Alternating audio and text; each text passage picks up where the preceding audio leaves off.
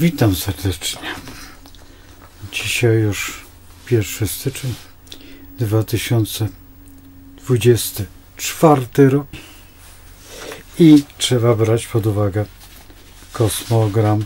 Oczywiście ten, który wczoraj pokazywałem, a właściwie dzisiaj, ale wczoraj był ten film robiony i pokażę Państwu różnicę pomiędzy jednym a drugim kosmogramem. To jest kosmogram, który już jest nieaktualny. A teraz pokażę aktualny kosmogram.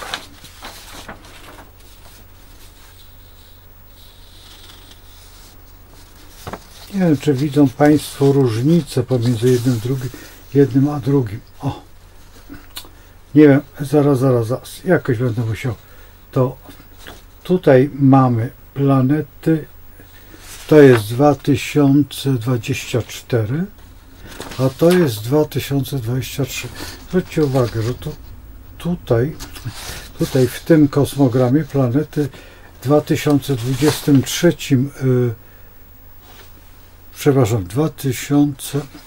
mylę się, już wiem przez co już mówię. W 2003 roku są tutaj planety i zwróćcie uwagę na bardzo charakterystyczny ten sektor tutaj.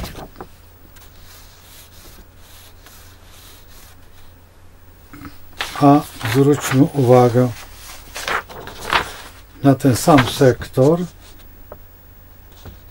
tutaj.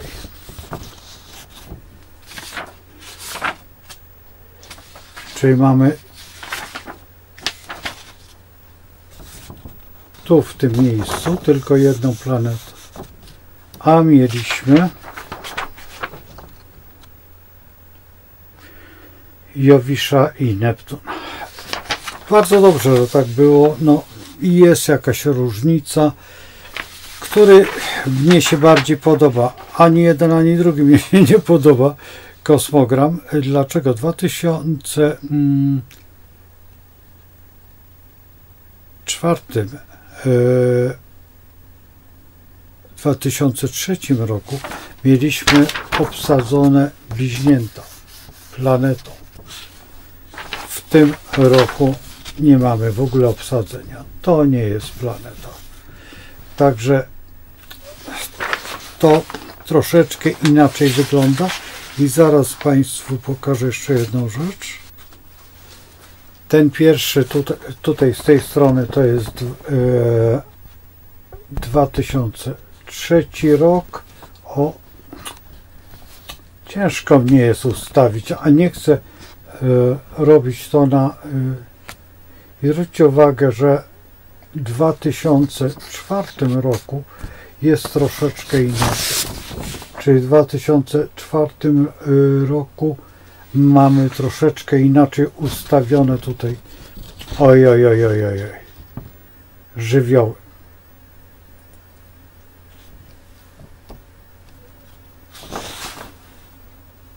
Ziemskich jest zbyt sporo i to jest Słońce z Plutonem. To jest Pluton lada moment wkroczy do wodnika. To, co sobie dobrze przypominam, to w wodniku był w 1733 roku, jeżeli dobrze pamiętam, Pluton, ale to omówimy kiedy indziej, bo to jest interesujące, co było w przeszłości, jak wyglądał ten układ. W dodatku tutaj jeszcze jedna rzecz jest bardzo interesująca. Kwadratura Marsa z Neptunem. Tylko teraz tak, jeżeli będziemy robić opowieści o tym, jako na rok, nie ma sensu. Sensem jest dopiero 21 marzec. 21 marzec, ja sobie popatrzę na to i tak z ciekawości tylko. Dlaczego? Dlatego, że ogólnie rzecz biorąc, to jest, trzeba przyznać, że jeżeli nie ma bliźniąt, mocno osadzonych, to znaczy, że no tak dziwnie. I teraz popatrzcie sobie tutaj, w zmiennych i znakach wodnych tutaj jest Saturn i Neptun. Teraz zaraz pokażę, czy był tylko Neptun. Doszedł Saturn. Czy Saturn z Neptunem to nie jest zbyt korzystny układ?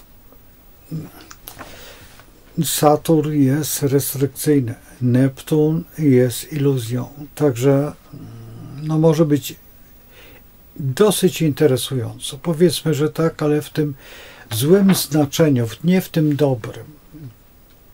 Świat no jest taki troszeczkę dziwny. W dodatku tak, pamiętajmy o tym, że to jest kosmogram w Polsce robiony i bardzo mocno jest tutaj sytuacja taka, że koziorożec i dwada byka. No oczywiście dla Polski, czy jest to dobre miejsce? No powiedzmy, że tak, powiedzmy, że nie. Czy Polska ma duże prawa?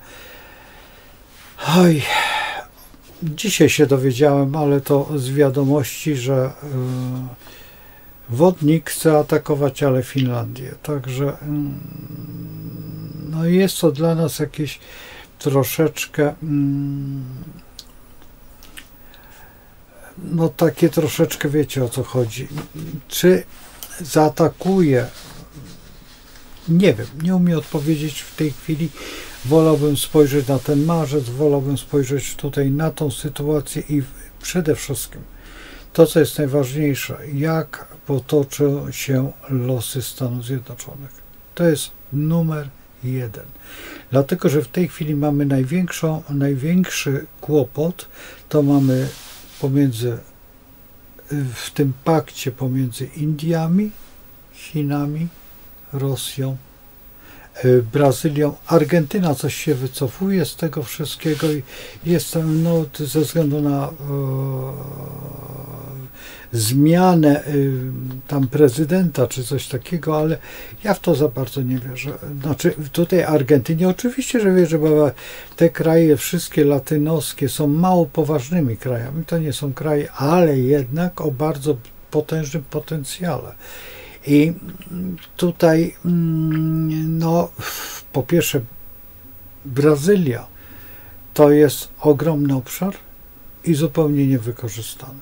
Także tutaj można naprawdę wiele wykorzystać tego potencjału, jaki ma Brazylia.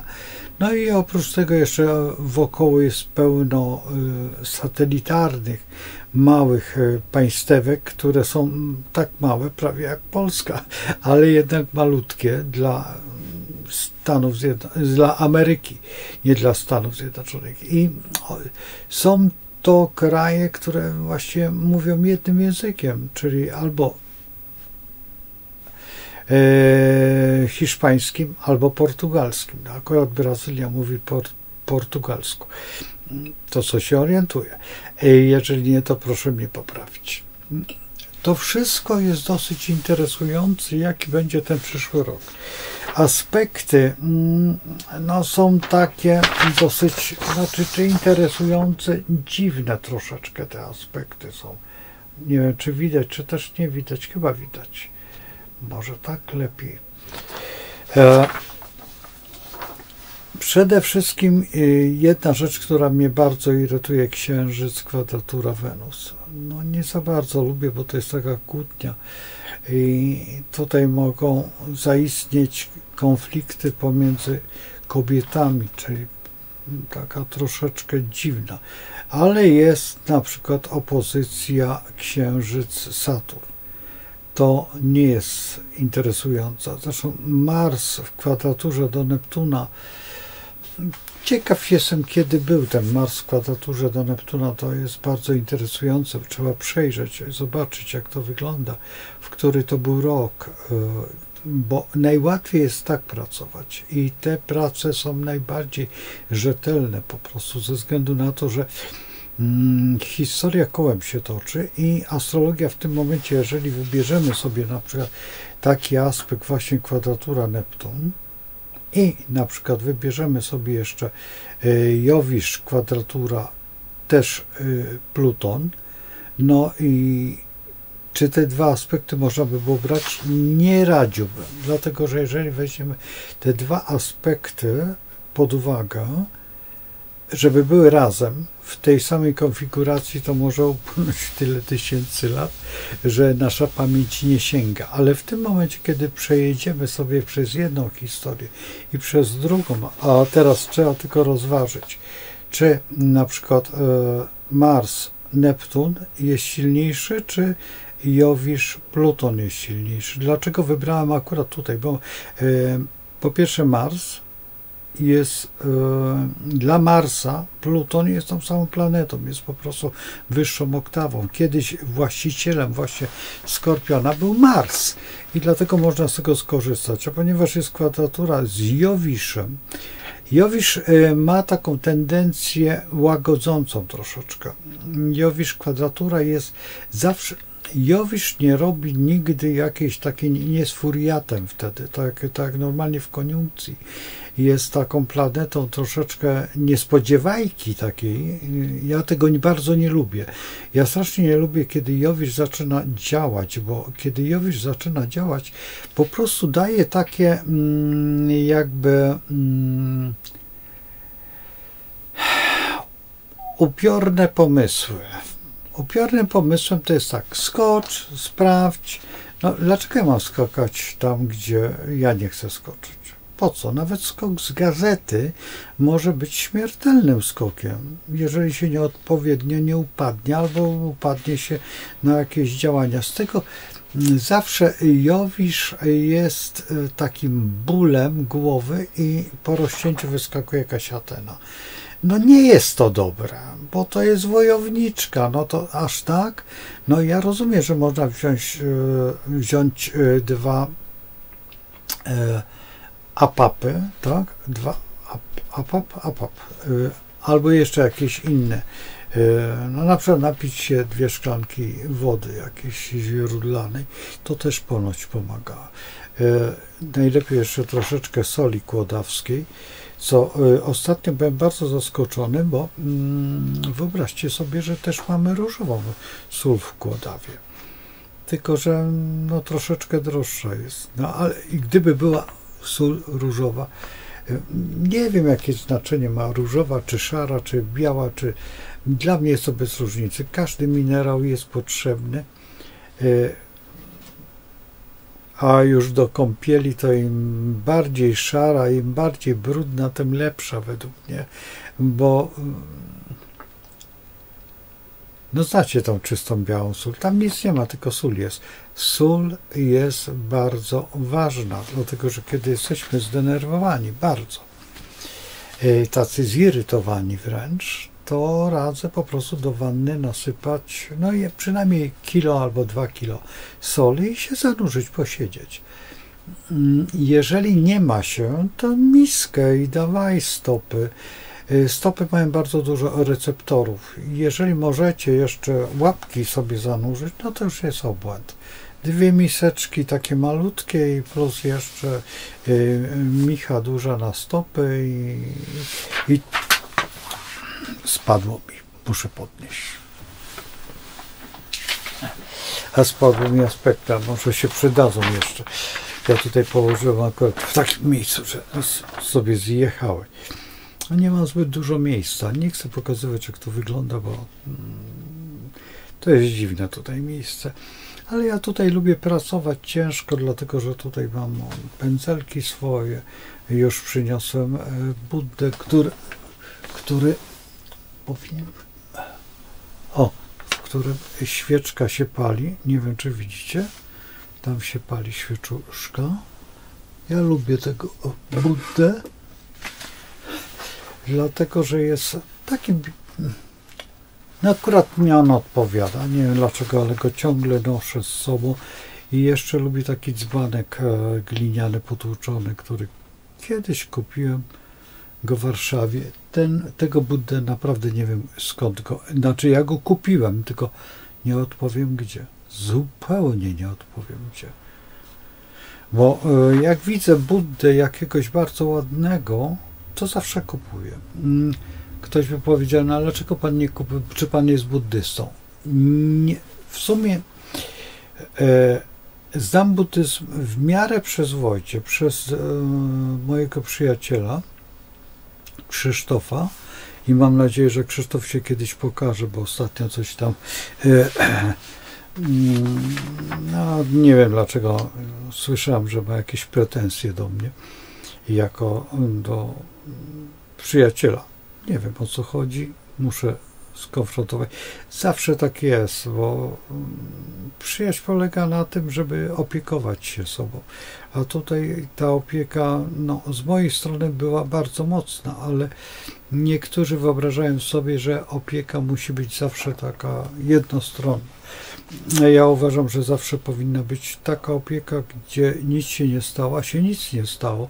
Nawet się lepiej powodzi, niż się powodziło. No więc o to chodzi. No więc ja nie będę ingerował wtedy, kiedy jest wszystko dobrze, bo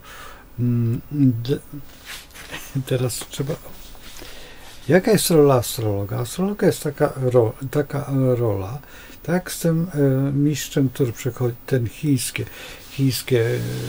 powiedzenie, że przechodzi przez wioskę mistrz i nic się nie stało, ale wioska nie jest identyczna już i nigdy nie będzie taka sama. Dlaczego? Dlatego, że przeszedł mistrz. Nieważne, czy on tam uczył, czy nie uczył, czy zatrzymał się, coś powiedział, na coś zwrócił uwagę, ale już nie jest taka sama. I to jest, to mnie się dosłownie jak taka łata na kolanach przyczepiło, przyczepiła łata, ale przyczepiło to zagadnienie, że właśnie tak postępować, żeby nic się nie stało, a jednak było inaczej, żeby było. I zawsze pamiętam, kiedy pierwszy raz, kiedy się z tym spotkałem u siebie, to tutaj w gabinecie w mieście Łodzi na Kilińskiego, kiedy miałem swój gabinet i przyszła taka pani. Miała kłopotę w firmie. Ja spojrzałem w kosmogram i akurat było takie ustawienie, ale ja mam często takie zdarzenia i powiedziałem, że właśnie w tej chwili się skończyły te kłopoty. I ona nie wierzyła. Mówi, dlaczego? I w tym momencie dosłownie telefon i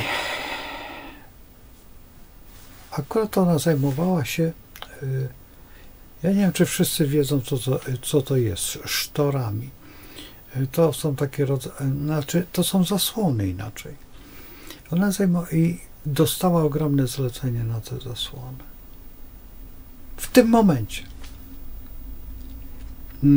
Także było tak, ja bardzo lubię takie zdarzenia, dlatego że te zdarzenia nie to, że udowadniają, że astrologia jest wielka, tylko urzeczywistniają astrologię.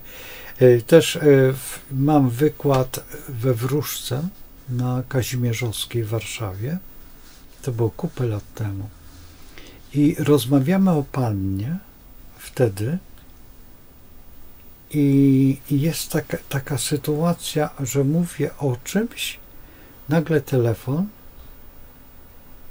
i ta pani mówi, przepraszam, ale ja jestem lekarzem i to, co pan mówi, jest bardzo interesujące i w tej sprawie dostałem telefon.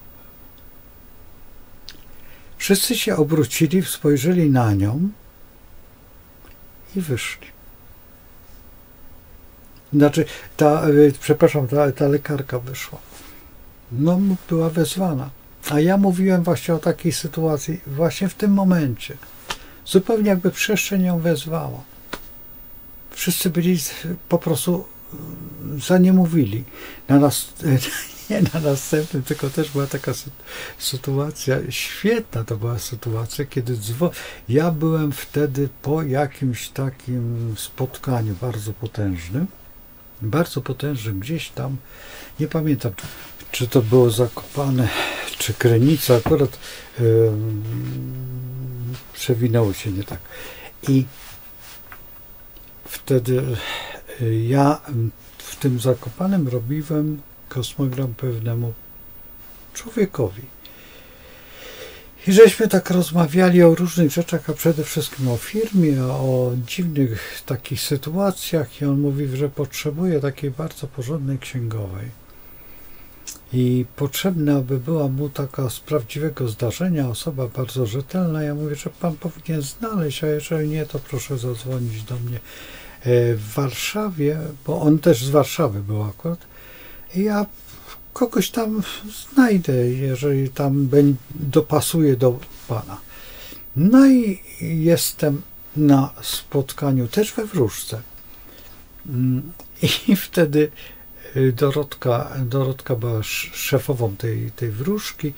I Dorotka to jest słynna postać w ezoteryce naszej. I dzisiaj już nie pracuję w ezoteryce, a szkoda, bo bardzo ceniłem sobie Dorotę. I była sama zaskoczona, bo ta osoba mówi, wie pan, ja mam kłopoty z pracą. I ja tak mówię, dobrze, to poproszę pani dane. Wbiłem to, a ona mówi, bo przychodzę bo mam jutro czy pojutrze spotkanie, a ja mówię, najbardziej by się mnie się by podobało, jakby pani poszła i dosłownie automatycznie, ponieważ było kilka dni, nie wiem, czy nawet nie 3 dni i miałem tego na tej liście swojej, jeszcze w komputerze, tego człowieka. I podłączyłem tego człowieka i on mówi, on ma na imię chyba Roman, czy coś takiego. I ona mówi, ja idę do pana Romana.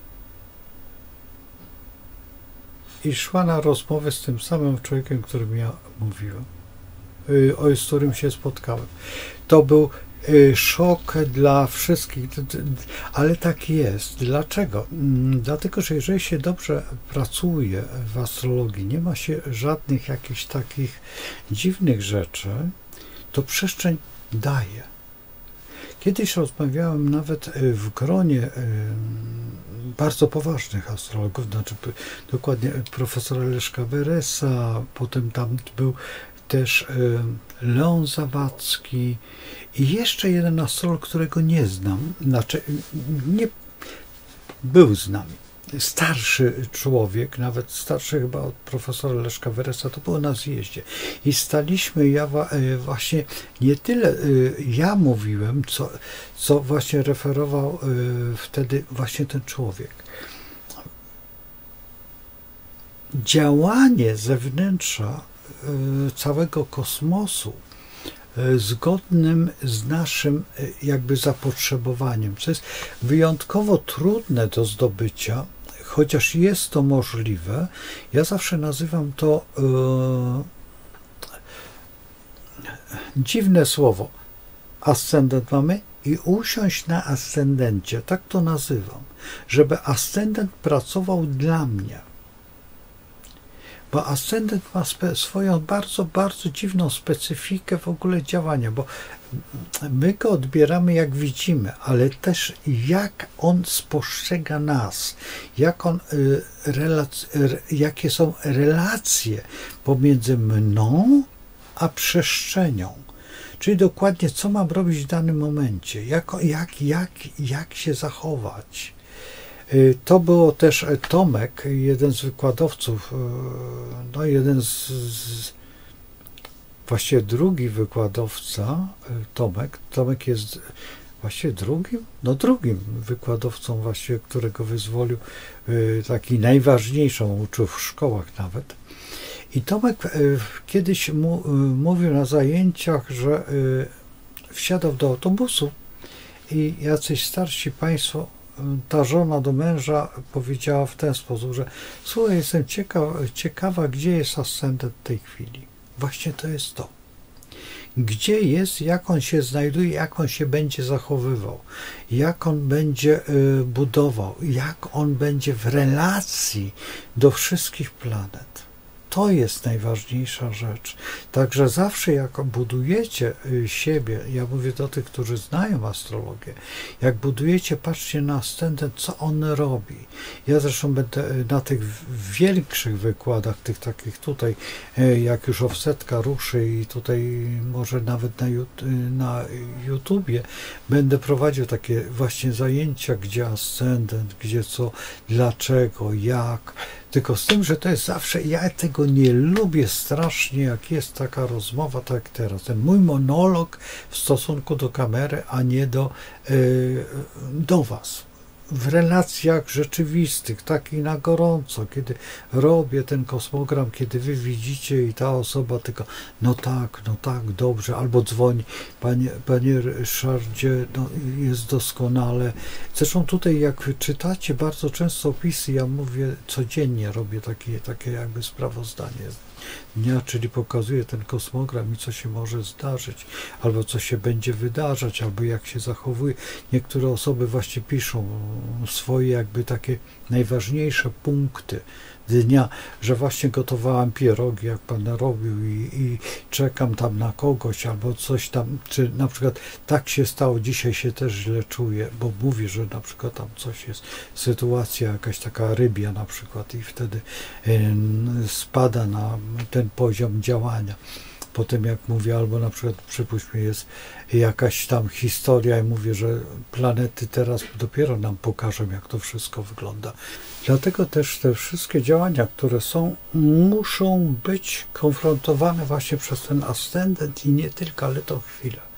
Dlatego ja też sobie cenię, kiedy osoby pamiętają i zapisują sobie godziny danego zdarzenia, bo wtedy jest dla mnie ten kosmogram bardzo aktualny. Jest dokładnie tak, jak ja potrzebuję. To jest na 2024 rok. Macie tutaj ascendent wagi. Gdyby to nie było tak, bo sprawdziłem, bo żeśmy się z kolegą bardzo zmartwili, że waga i że Słońce jest w kwadraturze, ale zawsze jest jednak tak, około właśnie tej zerowej godziny, bo dlatego też pokazałem Państwu te dwa, ponieważ będę musiał do kolegi zadzwonić. I jeszcze jedna rzecz, która nas bardzo zaniepokoiła w tym wszystkim, że tutaj jest Merkury z Marsem na ascendent, blisko Słońca. I to daje taki efekt, nazwijmy to, ponieważ już jest, Słońce poszło, a wiecie, co się stało dokładnie dzień wcześniej, czy 2 dni wcześniej, nie wiem, czy 2, czy 3 dni wcześniej, to działanie na GPS-ie. I to powoduje nowe spojrzenie na rzeczywistość. I tutaj to są takie efekty, które są dosyć, ja wiem, czy interesujące, ale nas najbardziej intrygujące, bo wtedy możemy zrobić interpretację tego. Jeżeli jest godzina wydarzenia, czy nawet też jest jeszcze jedna metoda, kiedy usłyszeliście to, w jakim momencie. I też jeszcze jedna metoda, kiedy to chcecie usłyszeć. Ktoś powie, ale proszę pana, to jest niemożliwe. Także jak macie jakiś problem, nie ma problemu, bo możecie zawsze skorzystać z tych moich wiadomości, z mojej wiedzy, no dlatego ona jest królewską wiedzą. Kiedy otwieracie na przykład korespondencję taką bardzo poważną i teraz otwieracie ją w odpowiednim momencie. Ktoś powie, ja miałem ten kłopot z człowiekiem, który zupełnie negował królewską wiedzę. Doprowadziłem go do stopnia dyrektora firmy, bardzo potężnej. Razem z kolegą żeśmy to robili. Znaczy kolegą, który pomagał mu w tym wylansować go. Ja tylko pomagałem astrologicznie. A że jesteśmy w trójkę, jesteśmy przyjaciółmi, no więc w ten sposób. I on zbagatelizował pewną rzecz. Ta rzecz się odezwała tak, że dostał awans, dostał wszystko, dostał ten fotel, jak to się mówi, dyrektorski, tylko jednej rzeczy formalnej nie było. Akceptacji właściciela tej firmy, czy tego nadzoru właścicieli. I wiecie, że go nie przyjęli. Wszystko dostał i spełniał wszystkie warunki. A dlaczego? Bo w nieodpowiednim momencie sobie, a właściwie mnie się wydaje, że on bał się tego stanowiska i jak wiedział, o której ma wejść w dane miejsce, tak sobie zbagatelizował. I zbagatelizował to tak, że nie został. I to jest jeden przykład. Drugi przykład, kiedy kazałem otworzyć kopertę o odpowiedniej godzinie. Niektórzy by powiedzieli, no wie pan, to jest kompletna bzdura, to co pan tutaj robi. Tak, tylko można sobie otworzyć kopertę w takim miejscu, tak jak jest w tarocie. Jak ktoś nie zna tarota na przykład, szkoda, że nie ma teraz tutaj pana Jana Suliki, którego, no nie będę mówił, że powiedzmy, że on wie, kim ja jestem, a ja już, no nie spotkamy się, bo nie żyję, ale gdybyśmy rozmawiali w pewnej sytuacji, może by potwierdził to, co teraz powiem. Każda wróżka i każdy wróż przed rozłożeniem tarota sprawdza tak zwane małe karty. Nazwijmy to w ten sposób. Jeżeli te małe karty nie pozwolą, rezygnuje z wróżenia. Jeżeli tego nie robi, to nie jest wróż. Z każdą osobą, która przychodzi, bierze się, rozkłada się tą talię kart. Nie powiem na ile, bo każdy to ma inne małe rozłożenie i sprawdza. Czasami karty mówią nie. I spotkałem się 2 razy w swojej karierze, właściwie życiu, nie karierze, bo wtedy jeszcze nawet nic nie wiedziałem o astrologii. To miałem ze 20 parę lat, to było sporo lat temu. Spotkałem się z czymś takim, że osoba po prostu dostała zawału serca przy rozkładaniu tarota. I to wiem od lekarza. Od lekarza, który przyjechał. Znaczy nie jest stwierdzić zgon, bo było troszeczkę inaczej. Po prostu ta osoba sobie rozkładała tarota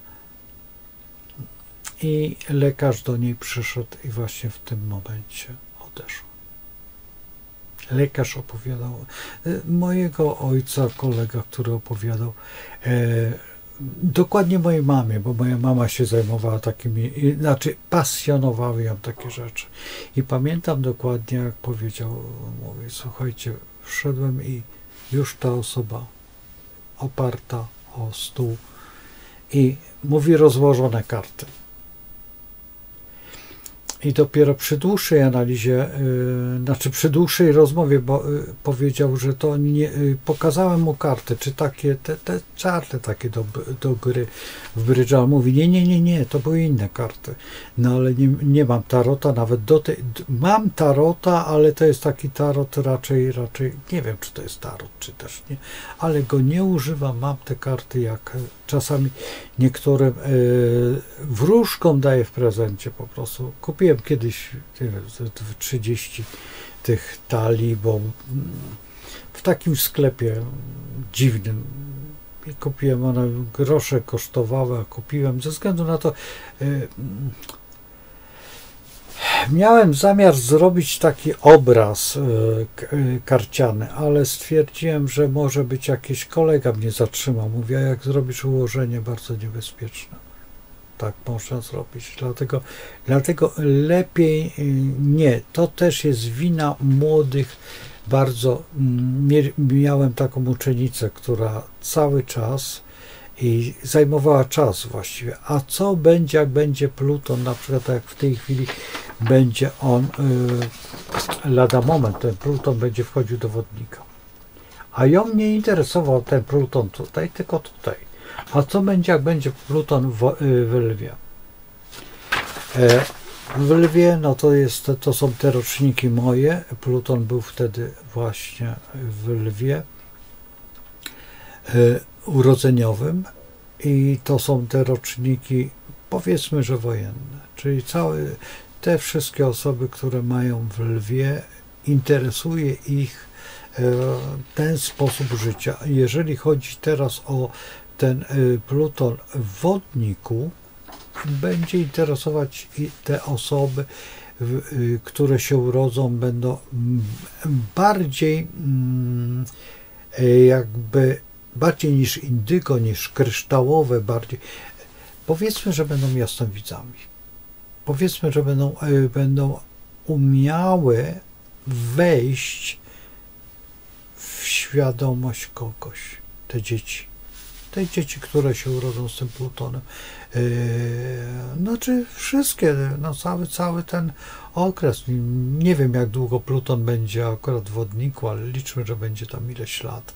Ja będę robił lada moment ten film o tym i takie dzieci, no zobaczycie te dzieci, jak będą niemowlakami, że one się inaczej będą patrzeć. One będą się patrzeć z takim zrozumieniem twarzy. To jest, ja takie dziecko kiedyś widziałem, powiem szczerze, że byłem lekko przerażony, bo wiedziałem, że to dziecko wie więcej, niż by się spodziewało, że ono nie umie mówić, ale to dziecko za głęboko przenika człowieka. I rozmawiałem kiedyś z kimś, kto zna to dziecko i mówi, wiesz co, on jest taki. On jest taki. Kiedyś się spotkałem jeszcze w dawnych czasach, bardzo dawnych czasach z takim dzieckiem troszeczkę jakby nienormalnym. Telefon. Troszeczkę jakby psychicznie nienormalnym, takim nadwrażliwym. Właściwie nie ADHD, tylko takie zalęknione, takie.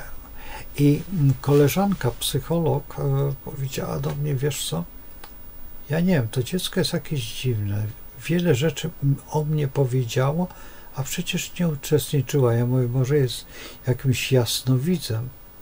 Ona mówi, nie mów. A ja mówię, nie pytaj się, bo ci nie powie.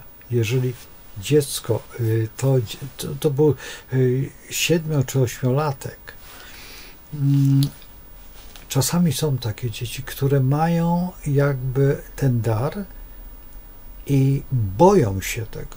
Boją się. Zresztą ja spotkałem jeszcze takiego człowieka, który miał taką możliwość też penetracji jakby takiego, po prostu widział, że ta osoba będzie zginie, czy ta osoba umrze za kilka dni. Bardzo dziwny dar. I on mówi, z początku chciałem ratować tych ludzi. Aż pewnie taki facet go po prostu zbluzgał. Zbluzgał go strasznie i mówi, panie Ryszardzie, przestałem w ogóle rozmawiać. Ja wtedy ja wyszedłem ze szpitala i to było oj, sporo lat. Wstecz, przynajmniej jakieś 40 lat. No, ponad 40 lat wstecz i właśnie też coś takiego miałem, że wiedziałem, że jak przywiozą tą osobę, znaczy inaczej, że wiedziałem, że ta osoba odejdzie dzisiaj czy jutro. I widziałem wtedy chyba najpiękniejszą śmierć, jaka mogła być. To było w szpitalu tutaj w Łodzi Świętej Rodziny, tam na Kosynierów Gdyńskich, chyba tak się nazywa. Tam leżałem i do dziadka przyszła kompletnie cała rodzina. Kompletnie cała rodzina. Ten dziadek był żwawy, bardzo żwawy, normalnie zawsze sobie tam wstawał, coś robił, to był taki bardzo zaniedbany, ale tego dnia przyszła kompletnie cała rodzina. I słuchajcie, przy tej rodzinie po prostu nagle zesztywniał. Przybiegli lekarze, przybiegli pielęgniarki i odszedł. Piękna śmierć przy całej rodzinie. Po prostu wszystkich, nas też wyrzucono wtedy, bo reanimacja była, szybko tlen, ale już się nie udało. Chyba jeden z najpiękniejszych śmierci, jakie widziałem w życiu. Może przykro, że dzisiaj mówię przy początku roku, to nie po to, żebyście uważali na siebie, po to, żebyście byli otwarci na pewne rzeczy. Nie zamykali siebie w jakichś takich czeluściach, gdzie jest to zupełnie niepoważne. A ja skończę już, bo troszeczkę zagalopowałem się w takim niezbyt sympatycznym temacie, ale jednocześnie takim ludzkim. I to pamiętajcie o tym, że jesteśmy w tych czasach ostatecznych. Jednak jesteśmy. I miejmy nadzieję, że nigdy nic się nie stanie, więc lepiej przestrzegać, bo ci młodzi ludzie wyobrażają sobie, że jest tak pięknie, tak oni myślą. Nie jest tak pięknie. Pamiętajcie, że od was, młodych ludzi, zależy, jak będzie pięknie. To nie jest tak, jak wam, że nic was nie interesuje. Was musi więcej interesować niż nas, bo to jest wasze życie. To jest wasz cel w życiu. Jeden z najważniejszych celów, czy celi,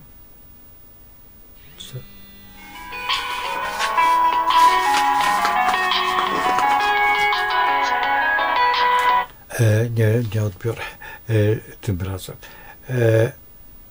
Jest to, żeby mieć potomstwo. To jest najpiękniejsze, ale temu potomstwu trzeba zapewnić właśnie to, co jest teraz ten nowy rok. Ten nowy rok jest taki malutki. Kiedy już dorośnie, zobaczymy, jaki on będzie. Bo ten, który był, nie był zły, ale te poprzednie 2 lata dały nam w kość. I ten poprzedni rok był takim lękiem. Czy ten jest wyjątkowo taki dziwnym okresem, dlatego że trzeba się zastanowić nad jedną z najważniejszych rzeczy. To jest to, czy my damy radę. Czy damy radę uwierzyć w wolność. Bo wolność epoki wodnika, która musi nastąpić w którymś momencie, jest naprawdę epoką, największym wyzwoleniem jakby świadomości. To nie jest epoka ujarzmienia wszystkiego. Nie. To jest epoka, gdzie możemy rozmawiać bez słów i wszystko rozumiecie. Język ciała, język naszych komórek, język, i tego się boją ci, którzy są, ponieważ jest to ci, którzy rządzą, bo ta niezależność każdego i ta wolność każdego, to nie jest to, że będziemy całować wyciśniętą stopę gdzieś tam na trawie czy na piasku, że zobaczymy człowieka. To nie jest to. To nie jest tak.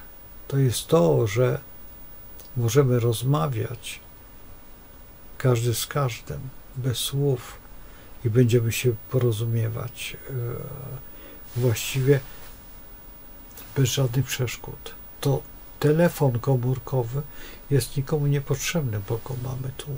Przecież my mamy zaledwie ile? 15% używamy umysłu, a gdzie reszta? Co się dzieje z resztą? I to jest właśnie ta epoka wodnika, to jest właśnie ten moment. To jest ten moment, kiedy urzeczywistnimy cały system nasz, który jest tutaj. I naprawdę tego my tak znamienitą mniejszością rządzimy swojego umysłu, że sobie nawet nie wyobrażacie. ile jeszcze przed nami jest, a właśnie epoka wodnika i tego się boją najbardziej ci wszyscy, i ci uczeni, i ci wszyscy, którzy są.